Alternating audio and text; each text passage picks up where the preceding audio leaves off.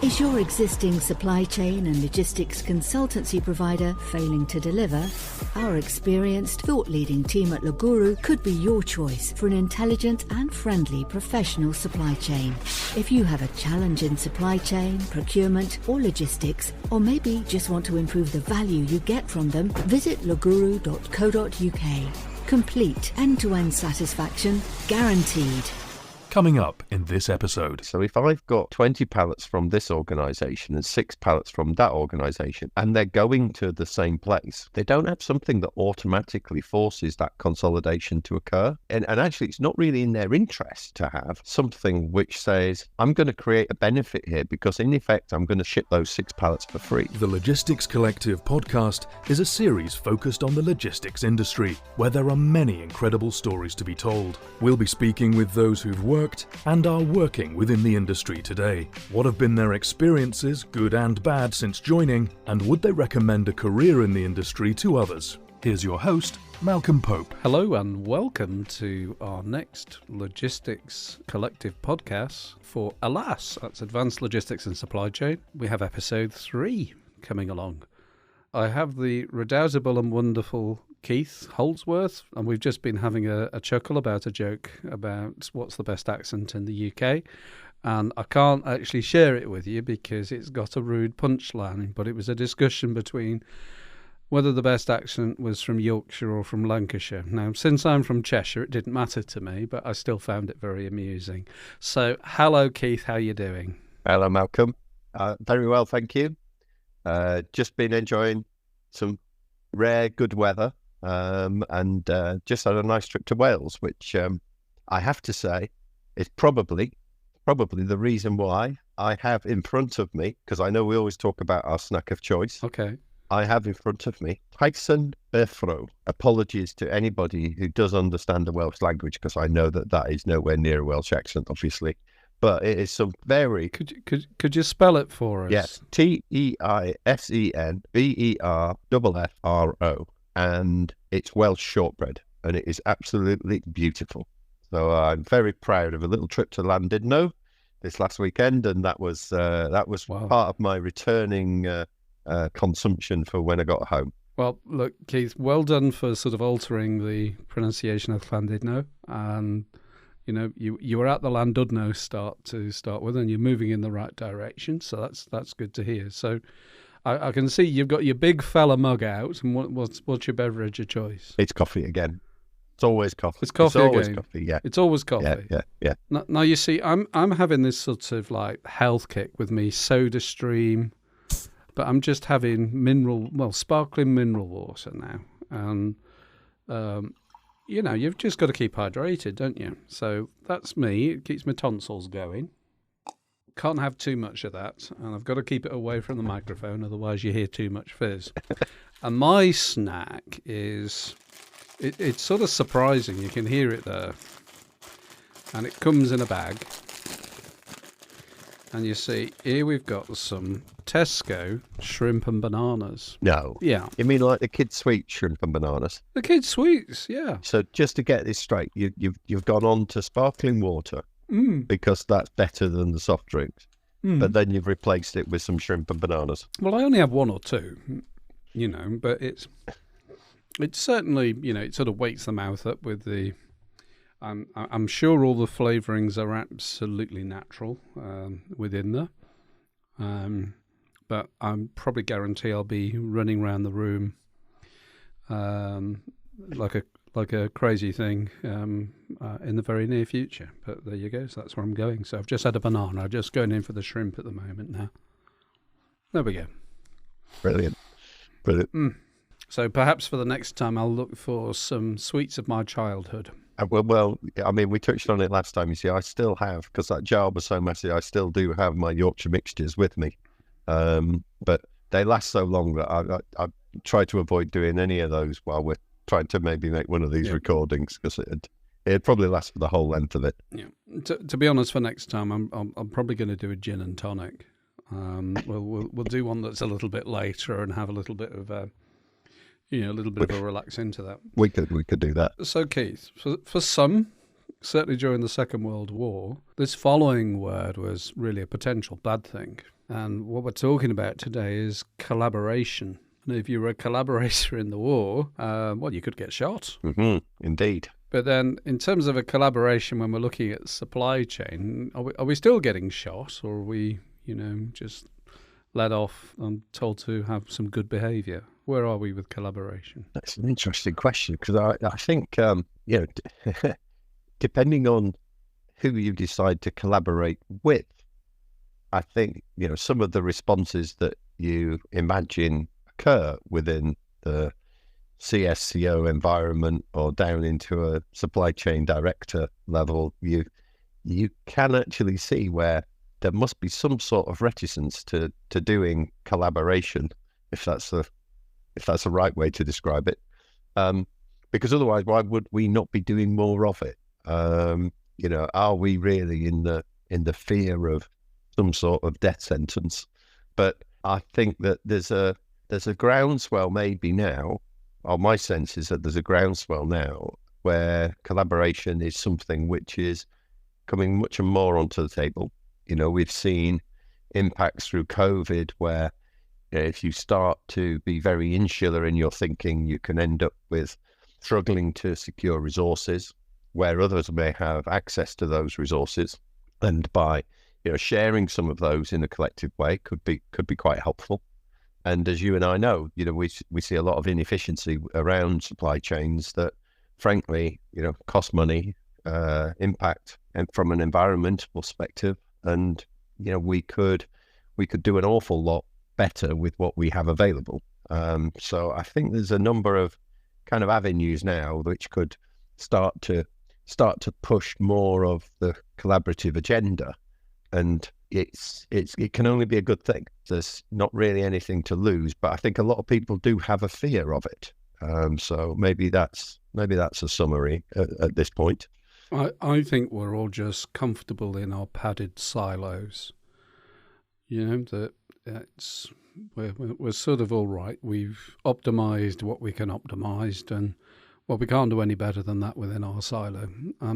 But to be fair, I think there are examples of collaboration, and I think maybe we've got to begin to think about what does it mean to collaborate within a supply chain, because there are a number of examples, like CPFR might be one version, arguably, which I guess is more about managing your supply chain in partnership.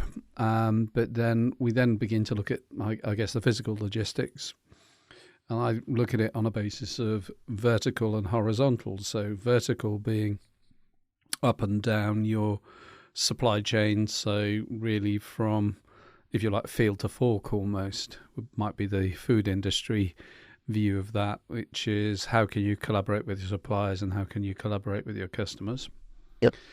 And then horizontally would be how are you collaborating with basically businesses that are doing the same sort of thing as you. It might be a key competitor, but it might be collaborating with somebody that has freight that is compatible. Yep. So I wouldn't plan to move hazardous chemicals with foodstuffs, for example. Yep. But there's a lot of it that goes on anyway. So nobody, as far as I'm aware, has a supply chain that is completely and utterly dedicated to them. So at some point, whether or not it is overtly or passively, they are sharing space with probably their competitors, their customers, and their suppliers throughout the supply chain. And I guess the key question is that on the basis of what we do today, there are some examples. Why should we do it? What benefits we would get? What are the required investments? And also then coming out of it would be, how do we get over the initial resistance to get people away from their padded silos and into something that is perhaps a little bit more collaborative? Perhaps the call to action would be, what percentage of trucks running around the UK and Europe and perhaps elsewhere are running empty Some perhaps for arguably good reason. I don't think there is one, and I'd challenge anybody on that. I think you can always cycle trucks and keep them moving. That's where we're investing our carbon, so we should invest our carbon sensibly. Then, how well are we actually making use of the space that we have when things move? Because for sure, storing something can be driving emissions.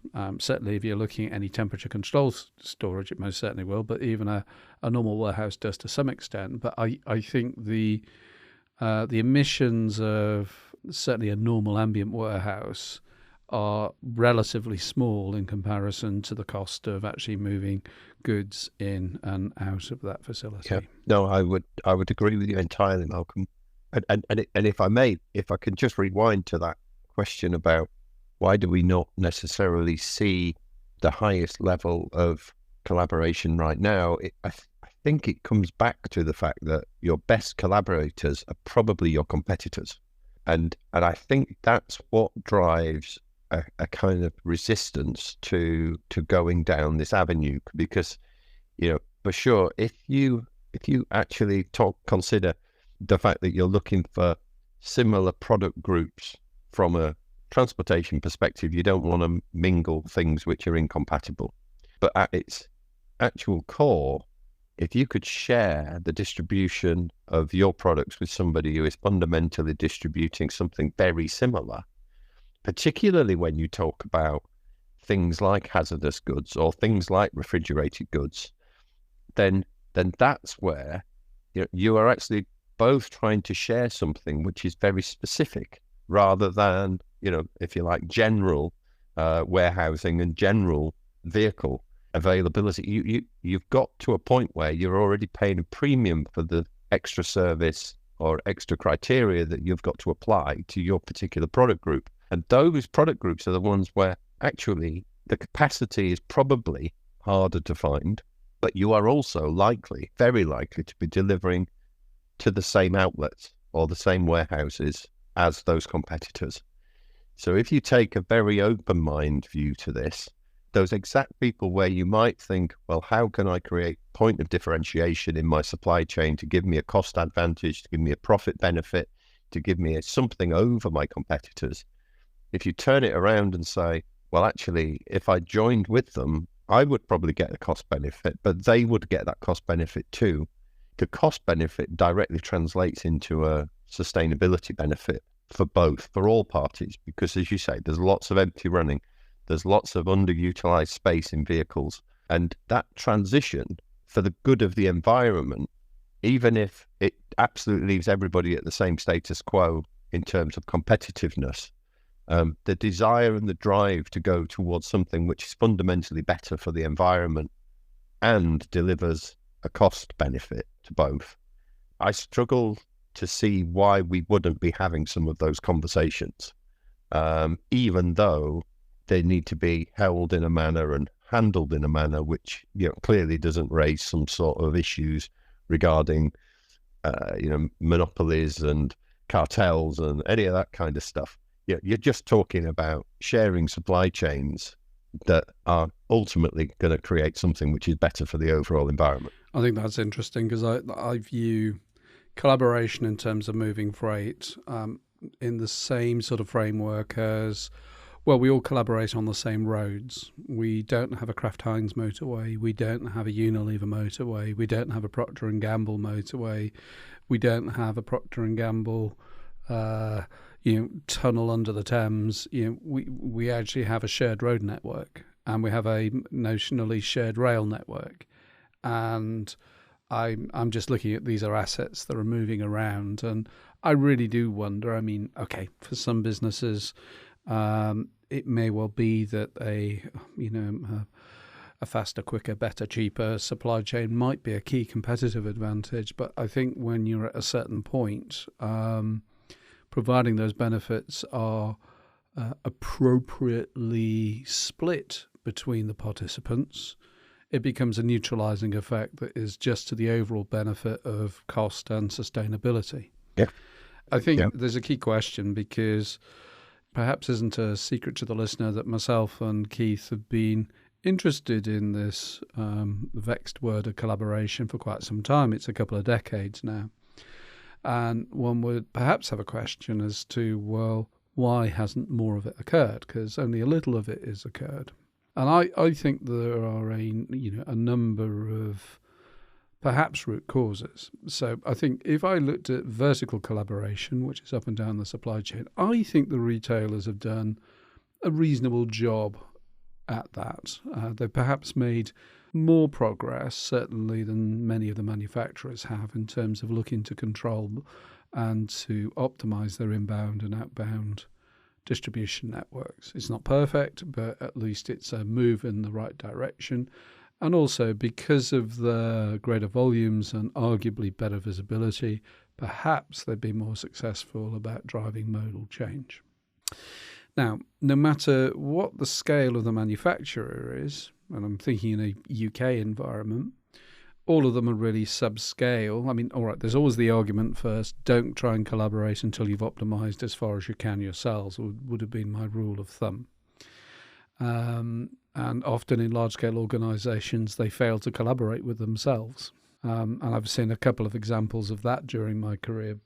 But once you're sort of in that position of saying, well, okay, I've done what I can within my silo, my very comfortable silo, other than retailers, what are the other perhaps collaborative centres that could be there? Because we generally say, well, the market will balance itself. And then we come to our wonderful logistics service providers and perhaps then ask a question of the logistics service providers. How much focus do you put on collaboration in the form of how you actually balance your networks to profitability?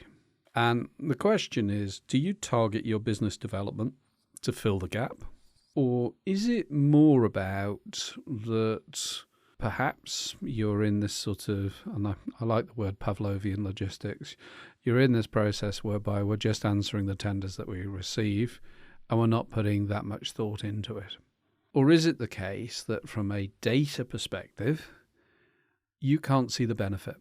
You can't see the benefit of moving into an arena that when you begin to connect all this stuff together, it makes the problem more difficult to solve, arguably. Yeah. And I might go a little further, I think, Malcolm, that I think people, when we're making tenders and we're saying to 3PLs, we want you to bid for the business, we're going to have a contract for however many years, we are used to receiving something which comes back and says, for this given shipment from point A to all of these different points, here is your matrix. This is how much you pay depending on the size of your shipment. And typically, those matrices are built on an internal consolidation only. So if the 3PL is capable of joining two of your shipments together, that moves you further on in your matrix, because they very often operate with your data within a confined kind of operating box, for want of a better word, because I don't think that they really have something that sort of overarches all of this picture. And this is why 4PL and 5PL start to come into discussion, isn't it? Because they don't have something that then says, okay, so if I've got 20 pallets from this organization and 6 pallets from that organization, and they're going to the same place, they don't have something that automatically forces that consolidation to occur. And they don't have and actually it's not really in their interest to have something which says, I'm going to create a benefit here because in effect, I'm going to ship those 6 pallets for free. And I don't need to declare it to the company who's shipping 20. And I don't need to declare it to the company who's shipping 6. If I keep that to myself, that actually just forms part of my profitability for me as the 3PL. So I can perform collaboration, but every piece of collaboration I do is something which I kind of keep inside my 4 walls. And I think that actually, if you adopt that mentality, it's quite a short-sighted one versus actually going to the market and saying, I am going to do this. I'm going to make your shipments collaborate with others because I've got all of these other contracts and I'm in a position to be able to do this. And as a result of that, actually, I will make myself much more competitive, much better for the environment as a result of the fact that I can actually join these things together. And that's going to be my mantra. I'm going to work on the basis of being efficient at logistics, not I'm going to try to be as efficient as I can within your individual silo. And I do sense whether there is a conscious hiding or whether there's a subconscious, I'll only ever just create these things for these given companies in their own silo. Somewhere amongst that, it doesn't create a backdrop, which suggests that there's going to be a higher level of collaboration. I certainly do agree with you. I think it comes down to data and the use of data and what actually are our buying and selling processes within here.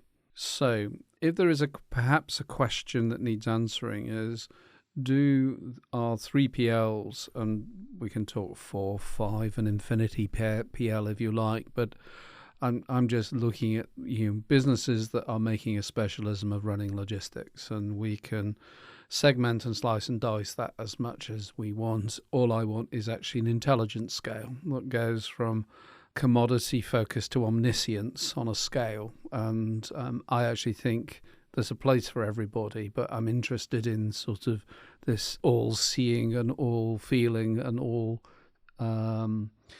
all-optimizing function as being that higher logistics intelligence that I'd be searching for.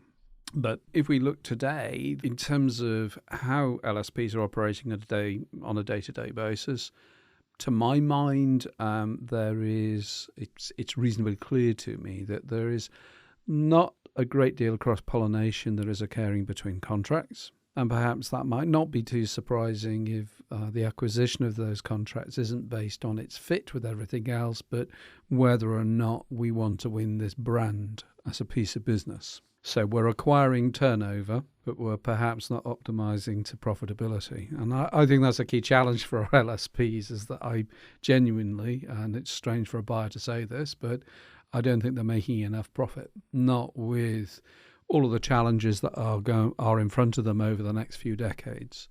They desperately need to invest, and the only way that you can invest is to become more profitable. But if they're perhaps not optimizing on a day-by-day basis, and if arguably they are not searching for new business that, if you like, fills the gap, they're probably not looking at the historic view that they have for the enormous amount of data that they do receive. So a large-scale logistics service provider will have probably of the order of perhaps 1,000 plus tenders that they are receiving within a country in each year.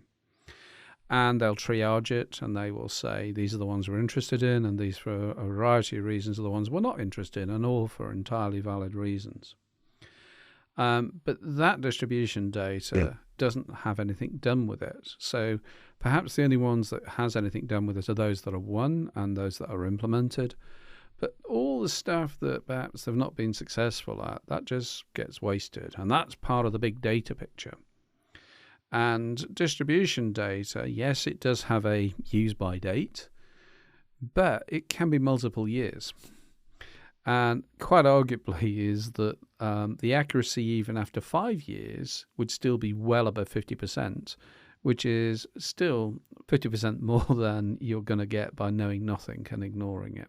But the keynote there is that you develop some idea of rolling fit in terms of, okay, your business changes, your business flexes, what didn't I win and what would be really useful? And actually then putting that into the context of, actually, because this is an optimizing piece of business, we can be really competitive on this. And I don't think that happens. And in fact, I'll go further. I'm pretty damn sure that does not happen. And that surprises me. And the other point of surprise, if we look at the logistics service provider's own vertical, so to a large extent, a lot of our major logistics service providers, they will not have so much in the way of owned assets. So again, quite often warehouses are leased, vehicles are leased, MHE is leased. So in reality, their offices are leased, and in reality, you're dealing with perhaps systems and the the intellectual and skills prowess of the people that they employ is actually, the key asset within here. So arguably they are an optimizing and a buying organization. And to my mind, their buying process needs to be more closely aligned to the sales process. And I see that we've had the capability of systemizing this for decades. And I'm surprised, I challenge, I'm really surprised that more hasn't been done in this regard. Because I think 4PL was initially invented as the idea of it's slightly more intelligent and it doesn't have assets. Well, the assets one is harder to argue nowadays because 3PL and 4PL sort of merge. But I think the intelligence piece can be argued. I just think the idea of labeling something as a 4PL is banal and relatively stupid because 4PL allegedly came from two guys wondering about, well, we want to talk about an intelligent 3PL and, well, what are we going to call it? Well, let's just call it 4PL. I mean, come on. It needs to be a little bit brighter than that, in my view. Yeah, no, I mean, as we said before, you're used to, tendering in a way which either forces the behaviour. So I don't think as customers of 3PL, we've been very good at asking for anything else other than, can you do this warehousing for me? And can you do this freight for me? And here are some example shipments if you've not done it before. We don't really connect. I mean, my next sort of vision of that would be, it's based on the premise that our agile supply chains aren't necessarily a massive competitive advantage. They become it's a delivery utility. Yeah. And where I get to is that instead of having, so you would turn around and say, well, could we actually keep all of that data, not aging over a period of time? Could we keep it all fresh? And I then come to, in my mind, the idea of the eternal tender, and that isn't a sort of 1980s pop group, although it might have been.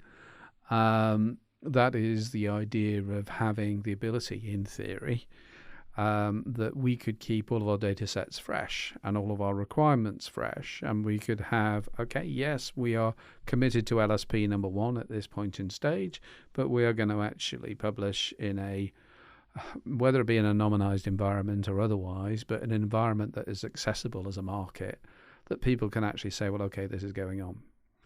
Now, that might cause grotesque discomfort in some areas, but if you would say that, well, okay, tomorrow I mandate and say, you can't move your empty truck, then it's legislated, so I can't break the law, so I'm going to have to think about something different. Now, I wouldn't propose to over-legislate, but I would turn around and say I think there is a lot of hidden benefit that we fail to reach because our view is too narrow. Well, I mean, you can even point at things like parcel delivery network has been a perfect example where you can very easily go online and buy gifts for our children for Christmas. You can imagine that you go through a string of retailers who have got each their connection to a given parcel company. So without naming any of them, you can imagine easily 4 or 5 different parcel companies all getting orders, all getting requests for shipments, all to the same delivery address, all on the same day. And what we actually get are 4 or 5 different shipments that have all happened in 4 or 5 different vans that started off quite full at the beginning of the day and have virtually emptied by the end of the day. I say virtually because they probably lost a couple of delivery addresses along the way. People weren't in and stuff, so the chances of them actually delivering everything, unless they just throw it over the fence, is pretty low. But the principle is they've gone from full to empty, and it's taken a whole day to do that. And they've probably driven fairly aggressively in doing it as well. So the fuel economy of the vehicles that they've done, because they're challenged with maximising drops per day because they think that's efficient, is pretty low. And you spin that around and you said, well, what would happen if those 4 or 5 parcels got merged together into a single delivery to our household, and then our household was delivered along with another household which is right next door, and the one next door, and the one next door. The chances of going from full to empty have just multiplied probably tenfold. And at the same time as that, you've created something which is on a geographical basis a lot more sensible. You've gone full to empty a lot quicker. That vehicle now can go and do something else to move something efficiently from a different location. But with the way that we've done it in the past, we've created lots and lots and lots of very specific movements because we don't join together the actual movements that need to occur. So your idea of the eternal tender, the idea of, well, what would happen if we put all of these things that go on into a place to try and understand, because we've got great technology these days, try and understand what would be the best way to deliver to that given region, and particularly within perhaps rural environments or semi-rural environments where the distances are much more significant than maybe where you can pinpoint a small geographical proximity within a city, perhaps. You've got something there that says we could be an awful lot better at reducing the actual mileage covered and the efficiency of the vehicles that we're using to cover it. But what we've got to do is join together the shipments that we're making. And that starts to be, that's where it's really difficult, because you've got parcel companies who are going to say, but that's how I make my money. You know, I make my guys drive really fast because then I can get an extra 2 drops out of them every day. Offset that against the extra fuel because of the speed. I don't know if it really works. But being very efficient, shorter distances, you know, maybe more environmentally friendly, you know, we look at sort of use of alternative vehicles. It could happen, but through the creation of extra networks, alternative networks. But we need to do something which is kind of starting along that path. And it's about creating an environment where we can maybe share the data of what is actually really going on, rather than keeping it insular to given companies or 3PLs. And the reason why it hasn't occurred is... I think from a company perspective, you've got the reticence to share information which you consider to be something that you think you've got a competitive advantage from. From the 3PLs, parcel companies, hauliers, you've got something which is, I don't want to share my inner workings, because if I do, somebody else is going to come along and be able to replicate it, or maybe they'll be able to improve it, and then I'm going to lose the business. There's a should cost modeling type of idea here, I think, which is, you know, you've got to do something that says big businesses moving larger volumes actually genuinely, arguably, ought to be able to secure a lower price than small companies moving smaller volumes. Unless those smaller businesses are collaborating. Well, the idea of collaborating together is, generally speaking, that the smaller company might be able to piggyback on the big company and therefore get the same cost. Now, there is something that says the bigger company with the bigger volume needs to get some portion of that benefit. So it doesn't all just become that the small one gets all of the kickback for being able to move things at a lower cost than they used to be able to. You know, the big company needs to get something that encourages them to be able to welcome these smaller businesses in with them. So there's something that's create a transparent kind of calculation logic about scale and how does that work, so that if you collaborate, this is how the model could work. There's something about pricing which kind of links itself to that, so that if you have created a model which reduces the miles and therefore reduces the costs per delivery, there's a clear understanding of what that actually benefits. So 3PLs are interested in it because they think that there's a genuine cost. The people who are securing that service from the 3PLs are benefited in it, but they can calculate what that cost benefit is as well. And there's some sort of gain share mechanism where that's also very clear, very transparent. And then the third part to it is, well, what's the margin that, you know, is acceptable? Because you don't want companies to put in all this effort, all this infrastructure, spend money on systems. They've got shareholder responsibilities. They have to make some sort of money out of this process as well. But arguably speaking, I think because of the efficiency that you'd create, being a more collaborative provider of these services, I think would generate you a higher percentage margin than if you try to just do your current activities in isolation. And we don't see massive margins anyway within the logistics and transportation markets. So, what's to lose from trying to do this collaboratively? And actually, you probably could incur a higher margin as a result of it, but it's a higher agreed margin for providing this collaborative service. So it might be wistful thinking, but, a combination of those factors put together, I think, could get you somewhere to a framework. And I don't know whether you need other bodies, whether it's governmental, whether it's regional, whether it's county council level, because they enforce, if you're going to deliver to our area, this is what you're going to have to do. You're going to have to use these hubs. I don't know at what stage is the appropriate piece, but by analysing all of that data, this sort of constant contract renewal, constant tender approach, having that data available for somebody to say, what's the best way to deliver to this part of the country or this part of this city, I think that's where you could start from, because the analysis of that would give you a really interesting network of how to most efficiently deliver within a given country, I think. I mean, whether or not it is sustainability is the mother of collaboration or collaboration is the mother of sustainability, there is an imperative within here, but then I will always go and have a look at what are the potential barriers, and a lot of the barriers are in terms of, we're looking at tactical collaboration. No, I don't want to do that extra activity because I'm going to lose the benefit of a reload, or the drive is going to run out of hours, or for a whole series of other things that could occur within there. They could get delayed at a pickup point. And I think we've got to take some of the tactical barriers and say, well, what are the solutions? So, looking at, well, green laning occurs on some distribution centres at the moment. Well, what about hyper green laning? Could I be in and out in a truck in under, not say 30 minutes? Could I be in and out in 5? Yep. Because notionally in my head, you could and do it that safely. So that might be, what might be one reason.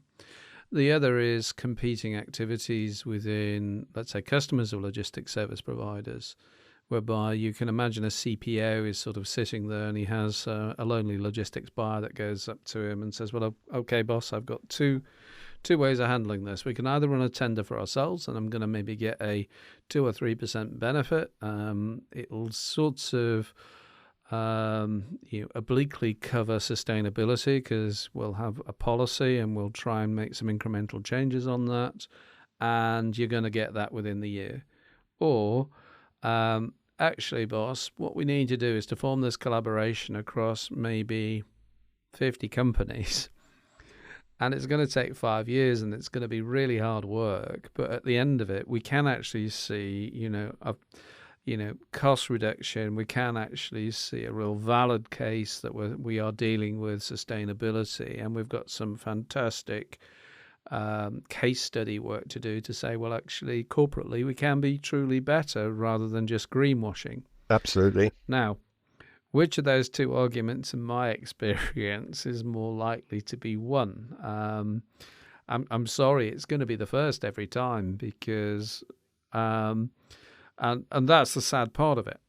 That is the hard step. We've got, if you like, the tactical issues, but then we've got the strategic issues, and we need to have. People that are in a C-suite position should be people of vision that are taking a more rounded view in terms of not what was just good for the company, good for them, good for their team, but it should be a much more rounded view of good for society, good for the environment, and good. And I think there is an absolute necessity for us to begin to change some of these interesting behaviours. Yeah, no, absolutely. Without a shadow of a doubt, I think that it's if you've got a genuine ESG agenda within a business, then you can't look at the horizon of a current tender. There are some things that you can do now with your current infrastructure, with your current setup, which can improve your efficiency and the optimization. I think when you and I have talked about this in the past, it's like buying thinking time. Give yourself a period of time where I can do these things and I don't really have to change, but I do need to be better at what I'm doing now. Then you start to get into things where technology is moving at an incredibly quick pace. And there may be things that you can do by implementing technology, which are going to support you in doing some of those optimization things. But once you start to get to a slightly kind of medium to longer term horizon, you start to look at what do we have to do from an infrastructure perspective, which is going to really make a bigger difference. But there's still an awful lot of, maybe it's not low hanging fruit, but there's a lot of fairly low hanging fruit sitting in those kind of first two areas, which, ought to be, much higher in our capability of delivering them. As you know, I'm a planning guy. It is not within the wit of man if we're talking about making shipments up to Scotland from the centre of the UK. It is not difficult to think about, is this material which has to be there tomorrow, or actually, because I always operate with this amount of inventory up in Scotland, I could put this on a short sea shipment. And from an environmental perspective, it's an awful lot better. From a time perspective, yeah, fair enough, it takes longer. But if that doesn't matter, why would I not start to do that? And automatically, you might start to move things. Rails there, barges are there in Europe, short sea shipments are in quite a number of legs that you could operate. You just have to trade off the ability for you to plan better, to be able to take use of these other modes, rather than always assuming you're going to put everything onto a truck and move it the entire distance by those means. And that is entirely within our remit already. So there are perhaps some additional thoughts on collaboration, and I think we need to develop what are the real questions to ask. And who are we asking those questions of? I think initially we're asking the questions of are the real brain boxes, those wonderful geeks and nerds out there, that forgive me, that are designing incredible IT solutions that can answer some of the difficult questions. So I'd like to actually, perhaps in the next session, is determine what are the right questions we should ask, first of all, of the wonderful community of information technology, and then what questions should we be asking of the customers of logistics companies, and then finally, what questions should we ask of the logistics companies? Because I don't think we can cover it in just one episode, and hopefully people would find it interesting if we went in that direction. I agree with you. I think it is such a broad spanning topic with so many different kind of collaborators within there. Going back to your first statement of, it was always bad to be a collaborator, but there are an awful lot of people that need to be collaborators to get this to work. Getting the understanding of, well, what are the key questions, I think would be a really great standpoint. So, Keith, thank you. As ever, an enjoyable conversation. So, we liked collaboration so much, we're going to, alas for collaboration, the sequel. That's unless it gets voted against it, obviously. Oh, well, that might be the case. That might be the case.